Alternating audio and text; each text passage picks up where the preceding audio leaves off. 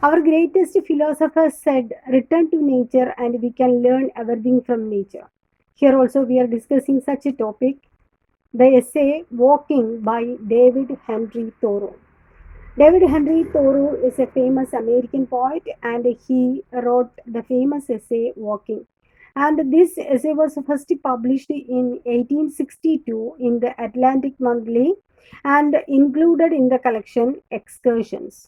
Excursion എന്ന അദ്ദേഹത്തിൻ്റെ കളക്ഷനിൽ ഉൾപ്പെട്ട ഒരു വർക്കാണ്, ഒരു എസ്സേ ആണ് വാക്കിംഗ് എന്ന എസ്സേ. ഈ എസ്സേയിലൂടെ ഒരു മനുഷ്യൻ എങ്ങനെയാണ് ജീവിതത്തെ കാണേണ്ടത്, എപ്രകാരമാണ് we have to consider life or we have to walk through life എന്ന ഒരു ടോപ്പിക്കാണ് ഇതിൽ, എന്ന ഒരു മെസ്സേജാണ് അദ്ദേഹം ഈ എസ്സേയിൽ നമുക്ക് തരുന്നത്. This essay is a comprehensive statement of Thoreau's philosophy regarding nature, humanity and good life. ഈ എസ്സേയിൽ അദ്ദേഹം പ്രധാനമായിട്ടും പറയുന്നത് it is about nature, humanity and good life. Knowing how to walk and live are the same thing. എങ്ങനെയാണ് നമ്മൾ ജീവിതത്തിൽ മുന്നോട്ടേക്ക് പോകേണ്ടത്, അല്ലെങ്കിൽ ജീവിതയാത്രയിൽ, ലൈഫ് എന്നത് ഇറ്റ്സ് എ ജേർണി, ആ ജേർണിയിൽ, ജീവിതമാകുന്ന യാത്രയിൽ നമ്മൾ എങ്ങനെ മുന്നോട്ട് പോകണമെന്ന് അദ്ദേഹം വിവരിക്കുന്നു. Knowing how to walk and live are the same things and walking, living and thinking have similarities.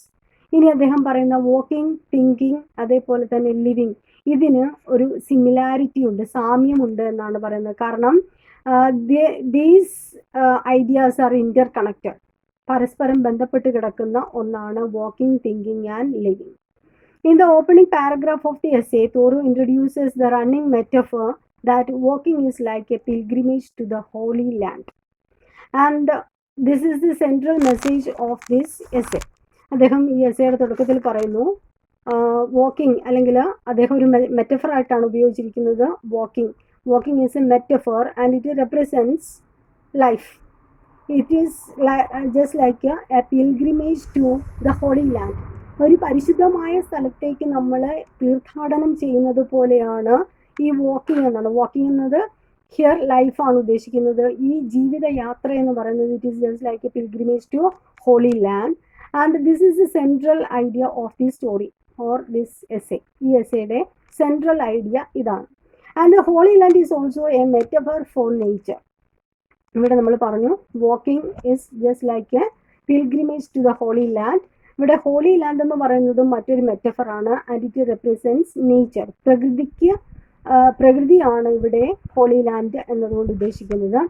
And the walk to nature means the right state of mind and the right set of values. ഇവിടെ pilgrimage, അല്ലെങ്കിൽ pilgrimage എന്ന് പറയുന്നത് it is the journey അല്ലെങ്കിൽ ലൈഫാണ്. It is a pilgrimage to the holy land. Holy land എന്ന് പറയുന്നത് represents nature. ഇനി ഈ നേച്ചർ എന്നത്, അല്ലെങ്കിൽ വാക്ക് ടു നേച്ചർ എന്ന വാക്കുകൊണ്ട് അർത്ഥമാക്കുന്നത് right state of mind and right set of values. ശരിയായ രീതിയിലുള്ള വിശ്വാസങ്ങൾ, ശരിയായ മൈൻഡ് സെറ്റ്, ഇതാണ് ഈ വാക്ക് ടു നേച്ചർ എന്ന വാക്കുകൊണ്ട് അർത്ഥമാക്കുന്നത്. And we must learn to set aside our worldly concerns such as business, relationship and school work and be present completely while walking. ഇനി അദ്ദേഹം പറയുന്നു, നമ്മൾ ഈ എൻജോയ്മെൻറ്റ്, അല്ലെങ്കിൽ നമ്മൾ ഈ പ്രകൃതിയിലേക്ക് ഇറങ്ങുന്ന സമയത്ത് we have to set aside some things. അതിൽ ഉൾപ്പെടുന്ന കാര്യങ്ങൾ ബിസിനസ്, റിലേഷൻഷിപ്പ്, സ്കൂൾ വർക്ക്, നമ്മുടെ ടാസ്കുകൾ, നമ്മളുടെ ജീവിത പ്രാരാബ്ദങ്ങൾ, അതേപോലെ ബന്ധങ്ങൾ, ബിസിനസ്, നമ്മളെ കെട്ടപ്പെട്ടിരിക്കുന്ന, നമ്മളല്ലെങ്കിൽ ചുറ്റപ്പെട്ടിരിക്കുന്ന അങ്ങനെയുള്ള കാര്യങ്ങളൊക്കെ ഒഴിവാക്കിയിട്ട് we have to present completely while walking. നമ്മളതിൽ പൂർണ്ണമായിട്ട് മുഴുകണം. അതായത് ആ യാത്രയിൽ പ്രകൃതിയിലേക്ക് ഇറങ്ങുന്ന സമയത്ത് we have to completely enjoy nature. പ്രകൃതിയെ പൂർണ്ണമായിട്ട് മനസ്സിലാക്കണം. ഇപ്പോൾ പ്രത്യേകിച്ച് ടൂറൊക്കെ പോകുന്ന സമയത്ത് നമ്മൾ ആ സ്ഥലത്തെത്തുമ്പോൾ അതുമായിട്ട് എൻജോയ് ചെയ്യുക, അല്ലെങ്കിൽ ആ ഒരു സ്ഥലവുമായിട്ടുള്ള കാര്യങ്ങളിൽ ഏർപ്പെടുക. അല്ലാതെ അവിടെ എത്തിപ്പെടുമ്പോഴും റിലേഷൻഷിപ്പ് അല്ലെങ്കിൽ ബിസിനസ് അങ്ങനെയുള്ള കാര്യങ്ങൾ ചിന്തിക്കാതെ to have a right mindset and have a set of values. Then try to see the world in a different perspective. ലോകത്തെ മറ്റൊരു തലത്തിൽ കാണാൻ സാധിക്കണം. അങ്ങനെയാണെങ്കിൽ മാത്രമാണ് ആ വാക്കിംഗ് എന്നതുകൊണ്ട് ഒരു അർത്ഥമുണ്ടാകുക. Walking both literally by climbing trees and hills and also figuratively. ഇവിടെ വാക്കിംഗ് എന്നതുകൊണ്ട് അർത്ഥമാക്കുന്നത് എൻജോയ്മെൻ്റ് ആണ്. Enjoy completely by climbing trees and hills. ഒരു കുന്നിൻ പ്രദേശത്തേക്കാണ് പോകുന്നതെങ്കിൽ അത് ആസ്വദിക്കുക. ഇനി മരത്തിൽ കയറുക അങ്ങനെയുള്ള കാര്യങ്ങളിൽ ഏർപ്പെടുകയാണെങ്കിൽ അങ്ങനെ പൂർണ്ണമായിട്ടും അത് ആസ്വദിക്കുക. അതോടൊപ്പം തന്നെ എല്ലാ അർത്ഥത്തിലും ആ യാത്ര ആകർഷിക്കുക, അല്ലെങ്കിൽ ആ യാത്രയിൽ ഏർപ്പെടുക, മുഴുകുക. Explore places. അങ്ങനെ ആ യാത്രയിൽ മുന്നോട്ടേക്ക് പോകുന്ന സമയത്ത് we can explore many places.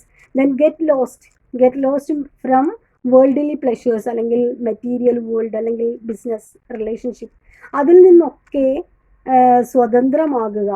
And be alone in our thoughts. നമ്മളുടെ ചിന്തകളിൽ നമ്മൾ മാത്രമാകുക. And walking is a model for how should we live our life.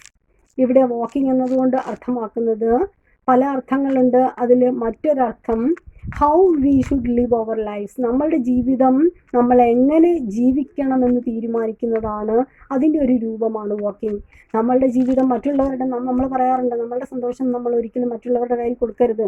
കാരണം നമ്മളുടെ സന്തോഷം കണ്ടെത്തേണ്ടത് നമ്മൾ തന്നെയാണ്. നമ്മുടെ കടമയാണ് to find pleasure for myself, to seek pleasure for our selves. നമുക്ക് മറ്റുള്ളവർക്ക് വേണ്ടി ജീവിച്ചിട്ട് നമ്മൾ സ്വന്തം ജീവിതം അല്ലെങ്കിൽ സ്വന്തം സന്തോഷം കണ്ടെത്താൻ കഴിയാതെ വരുന്ന അവസ്ഥ, അത് ഒഴിവാക്കി വെച്ച് നമ്മൾക്ക് നമ്മളായിട്ട് അല്ലെങ്കിൽ നമ്മൾക്ക് വേണ്ടി ജീവിക്കുന്ന ഒരവസ്ഥ, അതാണ് വാക്കിംഗ്.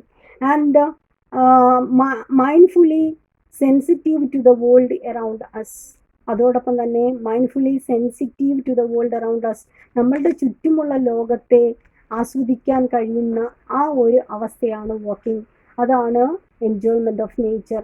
നമ്മളുടെ ചിന്തകളിൽ മുഴുകുക, അവിടെ നമ്മൾ സ്വയം നമ്മളായി മാറുക. മറ്റുള്ളവർ ആ യാത്രയിലുടനീളം മറ്റുള്ളവരെ കുറിച്ച് ചിന്തിക്കാതെ നമ്മുടെ കുടുംബം, അല്ലെങ്കിൽ നമ്മളുടെ പ്രിയപ്പെട്ടവർ, അല്ലെങ്കിൽ നമ്മളുടെ വീട്ടിൽ ചെത്തിയിട്ട് കുറേ പണിയുണ്ട്, അങ്ങനെയുള്ള കാര്യങ്ങളൊക്കെ ചിന്തിക്കാതെ എവിടെയാണോ നമ്മൾ എത്തപ്പെടുന്നത് അവിടെ എൻജോയ് ചെയ്യുക, അത് എൻജോയ് ചെയ്യുക. ഇതാണ് ലൈഫ് അല്ലെങ്കിൽ walking. Then here the poet used a lot of metaphors. The writer used a lot of metaphors in this essay. The first one is the West. The West is regarded as the wild. Thoreau sees a special importance in walking to the West, as West represents future possibilities, wilderness and exploration. പടിഞ്ഞാറേക്ക് നടക്കുക. ഇവിടെ പടിഞ്ഞാറെന്ന് പറയുന്നത് it is a symbol. West എന്ന് പറയുന്നത് he regards west as a symbol for future, then possibilities, wilderness and exploration. East represents past history, culture and tradition. East എന്നത് it is a representation of past history, culture and tradition. അതേസമയം west എന്നത് it represents future, possibilities, exploration and wilderness. The westward expansion of the United States during his time is also referred here. തോറൂൻ്റെ ആ കാലഘട്ടത്തിലാണ് United സ്റ്റേറ്റ്സിൻ്റെ expansion നടന്നത്, westward expansion നടന്നത്. അതിൻ്റെയും ഒരു ഇൻഡയറക്റ്റ് ഹിൻഡ് ഇവിടെ കാണാൻ സാധിക്കും. And it represents a fresh new direction for humanity and a chance for us to immerse ourselves in wild nature. ഈ വെസ്റ്റിലേക്ക് നടക്കുക എന്നത് it represents a fresh new direction for humanity. ഒരു പുതിയ, നമ്മൾ പറഞ്ഞു it represents exploration. So it is a new direction for humanity and a chance for us to immerse ourselves in wild nature. ആ പ്രകൃതിയിൽ മുഴുകാനുള്ള, ആ ഒരു എക്സ്പ്ലോറിങ് ന്യൂ പ്ലേസസ്, അതിൽ ഏർപ്പെടാനുള്ള നമ്മളുടെ അവസരമാണ്. And Thoreau symbolises it as humanity's claim to have a place in the natural world. ഈ ഒരു നാച്ചുറൽ വേൾഡിൽ, പ്രകൃതിയിൽ നമുക്കുള്ള സ്ഥാനവുമാണ് ഈ വെസ്റ്റ് കൊണ്ട് അർത്ഥമാക്കുന്നത്. And Thoreau is not interested in economic development or other material pleasures. ഈ ഒരു പുരോഗതി അല്ലെങ്കിൽ ഇൻഡസ്ട്രി ഡെവലപ്മെൻറ്റ് അല്ലെങ്കിൽ ഇക്കണോമിക് ഗ്രോത്ത്, അതിനേക്കാൾ ഉപരി അദ്ദേഹം ആഗ്രഹിച്ചത് നാച്ചുറൽ വേൾഡാണ്. അതേപോലെ തന്നെ ശാന്തമായിട്ടുള്ള പ്രകൃതിയാണ്. ആ പ്രകൃതിയെ ചൂഷണം ചെയ്യുന്ന ഒന്നും തന്നെ അദ്ദേഹം ആഗ്രഹിച്ചിട്ടില്ല. നമ്മളുടെ വേർഡ്സ്വർത്തിനെ പോലെ റിട്ടേൺ ടു നേച്ചർ, പ്രകൃതി അല്ലെങ്കിൽ nature is considered as sister, mother and everything. വേർഡ്സ്വർത്തിൻ്റെ കോൺസെപ്റ്റ് അതായിരുന്നു. ഏകദേശം അതേ ഒരു കോൺസെപ്റ്റാണ് തോറുവിൻ്റെ കോൺസെപ്റ്റും. അദ്ദേഹത്തിൻ്റെ വാൾഡൻ എന്ന പ്രശസ്തമായ ആ കവിതയിലൊക്കെ നമുക്ക് ആ ഒരു കോൺസെപ്റ്റ് കാണാൻ സാധിക്കും. And here he is not interested in the economic development or other material pleasures. In the essay Life Without Principle, which is considered as a follow-up to walking, he harshly criticizes the persons who are in search of gold and other worldly pleasures. ഈ essay അതായത് മറ്റൊരു essay ആണ് life without principle. Life without principle എന്ന essay is regarded as a follow up to walking എന്ന ഈ എസ്സേയുടെ ഒരു continuation ആണ് എന്ന് കണക്കാക്കപ്പെടുന്ന എസ്സേ ആണ് ലൈഫ് വിതൗട്ട് പ്രിൻസിപ്പിൾ. ആ എസ്സേയിൽ അദ്ദേഹം ശക്തമായിട്ട് വിമർശിക്കുന്നത് പണത്തിന് വേണ്ടിയിട്ടും അല്ലെങ്കിൽ മെറ്റീരിയൽ പ്ലഷേഴ്സിന് വേണ്ടിയിട്ടും വെസ്റ്റിലേക്ക് ആകർഷിക്കപ്പെടുന്ന ആളുകളെയാണ് അദ്ദേഹം ഈ ഒരു എസ്സേയിൽ വിമർശിക്കുന്നത്.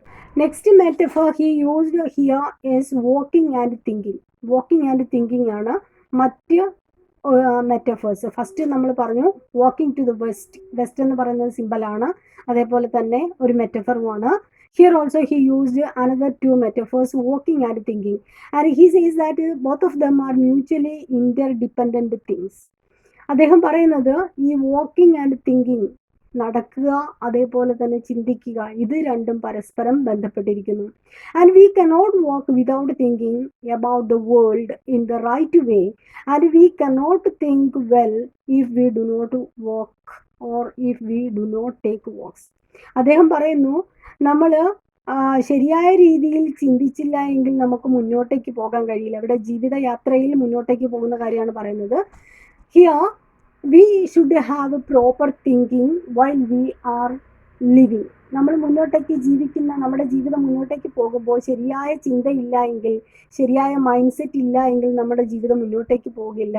അതേപോലെ തന്നെ ആ ജീവിതം മുന്നോട്ടേക്ക് പോകണമെങ്കിൽ ചിന്ത വേണം, അതേപോലെ ശരിയായിട്ട് ചിന്തിക്കണമെങ്കിൽ നമുക്ക് യാത്ര വേണം. യാത്രകളിലൂടെ അല്ലെങ്കിൽ ജീവിതത്തിൻ്റെ ആ ഒഴുക്കിലൂടെ മാത്രമേ നമുക്ക് ചിന്ത ഉണ്ടാവുകയുള്ളൂ. So both of them are interdependent and both of them need us to be alone, explore, get lost and try to see things from a new perspective. ഈ രണ്ട് കാര്യങ്ങൾക്കും, അതായത് ചിന്തയ്ക്കും അതേപോലെ തന്നെ നമ്മുടെ നടത്തത്തിനും എന്ത് വേണം? both of them need us to be alone. രണ്ടും നമ്മളോട് ആവശ്യപ്പെടുന്നത് to be alone, explore നമ്മൾ കണ്ടെത്തണം, then get lost from material world. ആ ഒരു മെറ്റീരിയൽ വേൾഡിൽ നിന്നും നമ്മൾ സ്വതന്ത്രമാകണം. That means we should be in a solitude, ഏകാന്തതയിലായിരിക്കണം. And try to see things in a new perspective. അങ്ങനെ ചിന്തിച്ച് നമ്മൾ മറ്റൊരു തലത്തിലേക്ക് എത്തുമ്പോൾ മാത്രമാണ് നമ്മുടെ ജീവിതം മുന്നോട്ടേക്ക് പോവുകയുള്ളൂ. അല്ലെങ്കിൽ ഒരു സ്റ്റാഗ്നന്റ് നേച്ചർ, രാവിലെ ആകുന്നു, ഉച്ചയാകുന്നു, രാത്രിയാകുന്നു, ഭക്ഷണം, ഉറക്കം, ഇങ്ങനെയുള്ള കാര്യങ്ങളുമായിട്ട് മുന്നോട്ടേക്ക് പോകും. അല്ലാതെ ജീവിത യാത്രയിൽ ഒന്നുമില്ലാത്ത ഒരവസ്ഥയിലേക്ക് എത്തുന്ന ആ ഒരു സിറ്റുവേഷൻ ഉണ്ടാകും.